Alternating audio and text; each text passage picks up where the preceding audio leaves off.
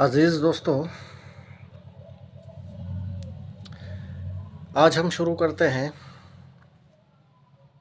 उर्दू अदब का एक बहुत इम्पोर्टेंट टॉपिक, मरसिया। Class 10th 11th 12th onwards, even NET SET और जो भी उर्दू में मुकाबला जाती इम्तिहानात हैं, उन सभी के लिए बहुत ज़्यादा इम्पोर्टेंट टॉपिक। आपसे गुजारिश है कि आप पेन कॉपी लेके बैठ जाइए और इसको ध्यान से सुनिएगा, और जो भी इसमें मोटे मोटे अल्फाज हैं मैं उनको सलीस करने की कोशिश करूँगा। तो बिना टाइम गवाए हुए शुरू करते हैं। मरसिया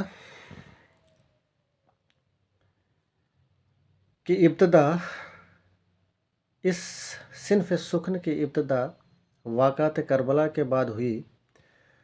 मरसिया शुरू में अरब में लिखे गए, अरब के बाद ईरान में मरसिया लिखे गए, ईरान से चलकर मरसिया हिंदुस्तान में पहुंचा।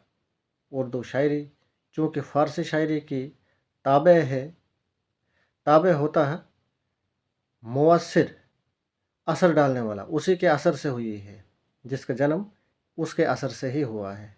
फ़ारसी शायरी की ताबे है, इसलिए उर्दू में मरसिया को भी फ़ारसी से ही आया है मरसिया। हिंदुस्तान में उर्दू शायरी के साथ ही मरसिया गोई का आगाज़ भी हुआ। शुमाली हिंद में जनूबी हिंद की तरह मरसिया निगारी की तरफ ध्यान नहीं दिया गया, लेकिन बाद में शुमाली हिंद में भी मरसिया निगारी का आम रिवाज हो गया। दहली और इसके गिरदोनुवा हो गया आसपास के इलाकों से निकलकर जब उर्दू शायरी लखनऊ में पहुंची तो यहाँ के शोरा ने भी मरसिया निगारी की तरफ ज़्यादा तवज्जो दी। इस तरह से मरसिया निगारी का रुझान बढ़ने लगा। रुझान मतलब झुकाव, और तकरीबन हर एक शायर ने मरसिया गोई में तबा आजमाई की।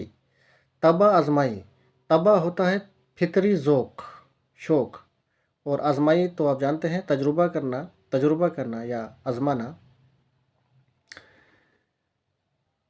लेकिन बहुत कम शायरों को कामयाबी नसीब हुई। मरसिया उर्दू शायरी का बेशबहा खजाना है।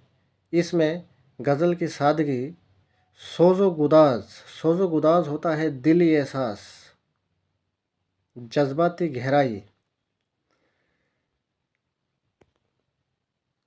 कसीदे की शान व शौकत, मसनवी का अंदाज़ बयां, रज़्म बज़्म की मुरेका कशी क्या हो गया? तस्वीर बनाना, चेहरे या मनाजिर की फ़नकाराना तस्वीर कशी करना,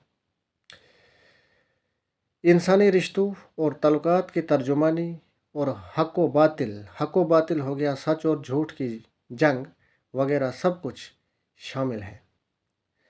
अब बात करते हैं मरसिया के अज्ज़ाए तरकीबी, इसके पार्ट्स कितने हैं। मरसिया के अज्ज़ाए तरकीबी कुल 8 होते हैं जो हस्ब ज़ैल है।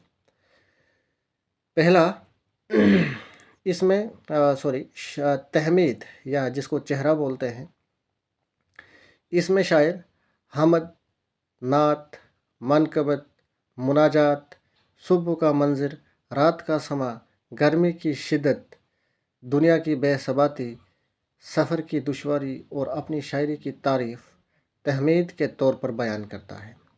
हमद व नात हो गया जिसमें खुदा की तारीफ़ की गई हो,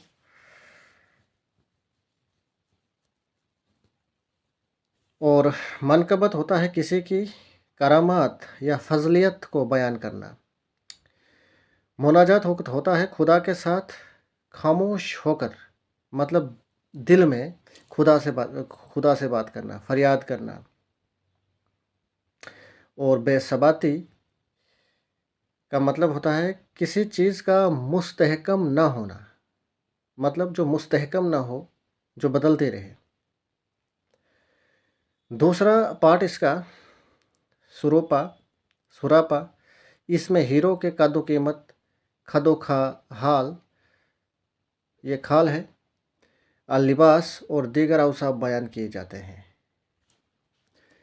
تیسرے میں رخصت، اس میں ہیرو کا جو کہ حضرت امام حسین جب جنگ میں جانے کے لیے اجازت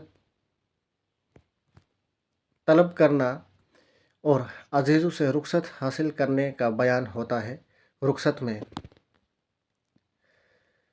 اس کے بعد چوتھا آمد مطلب آنا، اس میں جو ہیرو ہوتا ہے، ہیرو کا گھوڑے پر سوار ہو کر شان و شوکت سے میدان جنگ میں جانے اور آمد کے سلسلے میں ہیرو کے گھوڑے کی تعریف کا بیان ہوتا ہے۔ رجز پانچواں، اس حصے میں ہیرو اپنے خاندان کی تعریف، اپنے بزرگوں کے کارناموں کا ذکر اور جنگ کے معاملات میں اپنی مہارت اور بہادری کا بیان کرتا ہے رجز میں۔ اس کے بعد چھٹا جنگ، اس میں ہیرو کا کسی نامی پہلوان یا دشمن سے بڑی بہادری سے لڑنا، جنگ کے سلسلے میں ہیرو کے گھوڑے، تلوار اور دوسرے ہتھیاروں کی تعریف کی جاتی ہے اور جنگ کے واقعات بیان کیے جاتے ہیں۔ اس کے بعد ساتواں شہادت، اس میں ہیرو کا دشمن کے ہاتھ سے زخمی ہو کر شہید ہونے کا بیان ہوتا ہے اور شہادت کے واقعات بیان کیے جاتے ہیں۔ آٹھواں بین میں ہیرو کی لاش پر اس کے جو عزیز ہوتے ہیں، رشتہ دار ہوتے ہیں، اور مخصوص عورتوں کے رونے اور بین کرنے کا ماتم کیا جاتا ہے۔ مرثیے کے جو آخری دو اجزاء ہے یعنی کہ شہادت اور بین، اس کا اصل موضوع ہوتے ہیں۔ مطلب کہ موضوع کیا ہو گیا؟ کسی تحریر یا کلام کا بنیادی خیال، جس کو سینٹرل آئیڈیا یا تھیم کہا جاتا ہے۔ تو یہی دو چیزیں ہوتی ہے۔ ان کی کامیابی پر مرثیہ نگار کی کامیابی کا دار و مدار ہوتا ہے۔ یہی وجہ ہے کہ شہادت اور بین کی پیشکش میں شاعر اپنا سارا زور کلام صرف کرتا ہے اور اپنے اشعار کو مؤثر بنانے کی کوشش کرتا ہے۔ مجھے امید ہے کہ آپ کو اچھا لگا ہوگا، تو چینل کو سبسکرائب کرنا نہ بھولیے۔ شکریہ۔